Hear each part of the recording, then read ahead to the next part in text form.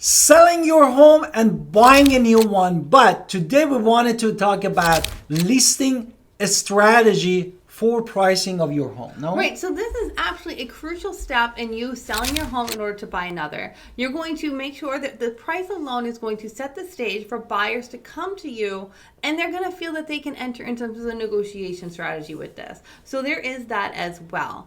Now, with that, we're going to talk about the psychology of pricing, because this is really what we're talking about, the psychology of money, the psychology of pricing. The prices of home is really what you have your desire of how much you want. The market has a desire of how much they're going to pay for it, and we have to find a way to have these numbers meet in the middle, so we are going to have you get the most money for your dollar. So the market is going to see, depending on what's going on with the market, is going to have this balancing act. So we want to have a couple of factors in mind that we're going to talk about in a little bit more detail. Exactly. Of course, you have the desire to sell your home with the highest price and buy the next one as cheapest as possible. But here, the factors that actually involve this pricing strategy. And the first thing that we wanted to talk really is CMA, or comparative market analysis, which really involves... that's what we show up with, right? Real estate agents show up with the CMA. Therefore, these are the houses that we pick in the market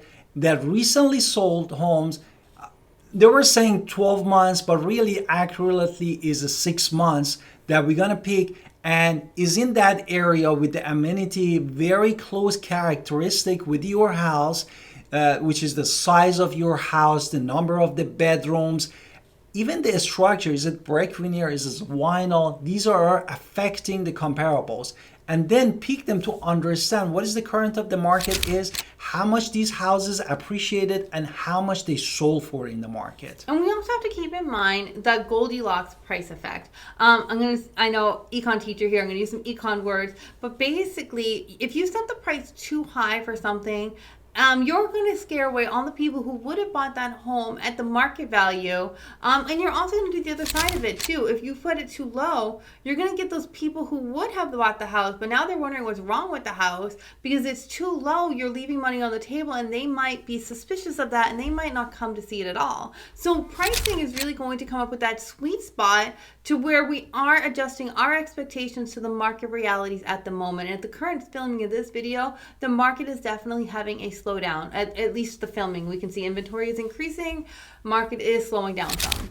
Exactly. The other one that is also still. Before we do, I was going to say, let's do our introduction. Let's hit. Hi, it's Alan Victoria. Welcome to our channel and podcast. And if this is your first time in our podcast and YouTube channel, make sure you subscribe and get notified. Also, you call text all the time, 252-327-3357. We love talking to you. Don't be shy. Also, grab our buyer's guide and seller's guide in the description below. Now talk to me about psychology. Therefore, another thing terms in the psychology of the sales and pricing really is the strategy of pricing home just under around the number. For example, when you go to any grocery store, even to the dealership, you see, for example, you want to buy items for $10, they put it for you $9.98. Therefore, still you're looking at it and says, oh, I'm buying this item for $9. Less than a $10 or $9. Even though you're really paying $10. Really, you're paying $10.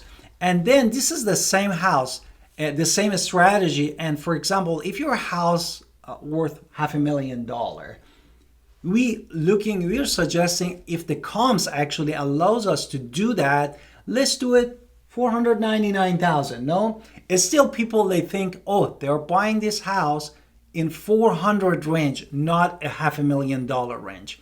And that's actually help you to get more retention to your house, more home buyers, and as a result, they say every how many showings you expect? You typically need 10 to 20 for someone to put in the right offer. Therefore, this is really actually helping you. If you get that statistic, 10 to 20 people come and look at your house, then you expect at least one offer for your house. Now, understanding when I'm saying that at the filming of this, it's slowing down, because this is going to affect the market fluctuation. When you come to put your house in the market, we have to look at a pricing strategy. In a seller's market, we're going to have to price the home more aggressively. It is what it is. We're going to have to price it lower. In a buyer's market, we can be more conservative. We can put a higher price because the opposite. In a seller's market, you can put a higher price. In a buyer's market, we have to be a little bit more conservative because you want to make sure that you are still getting people coming. Exactly.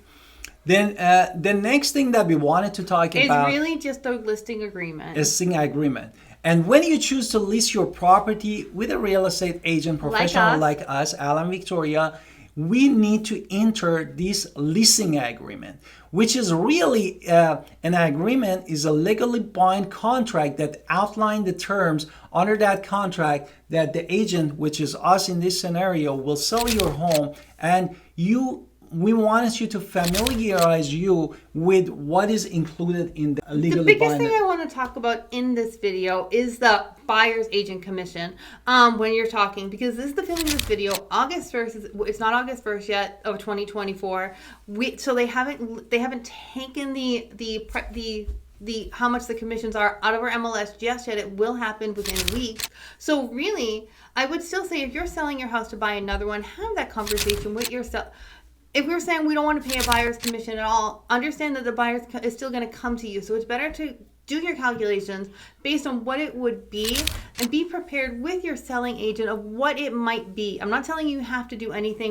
Everything's negotiation. Everything's always been negotiation. But I'm saying if you can prepare yourself mentally and say this is how much my maximum is, and you've had that discussion with your seller's agent up front, and even if you tell him or her, don't say anything to anybody. We're not going to say anything because we work for you. But what we are going to say is understand with those buyer agent commissions, have a number in mind of what you might be willing to pay, because having that in your head is going to make negotiations easier, and you would have already been at peace with understanding you want to sell your house at the highest thing. I'm not saying you have to, everything is negotiable, but you want people you want buyers to come to you, so you want to have that number in mind. Exactly. Do you want to also explain the exclusive No, agency? I do not. I want to just talk about making sure you have your net price there. Okay. Therefore, what is there? Okay, so we want to make sure in the buyer's agent, in the listing agreement, we're going to have how long the house is going to be on the market for, what the commission is going to be, which is why I spent all that time on the commission, what the duties are that you want, how many open houses, you can even have that conversation up front, how much communication you want. Also, in there is cancellation or withdrawal, so you can know what those things are up front. And if there is a dispute, we want to have an outline of how to handle it. So we want to be able to kind of handle all of those things in that agreement. So we want to basically, at the end of the day, when we're selling to buy, we want to set the stage for success. You want to talk to me about that?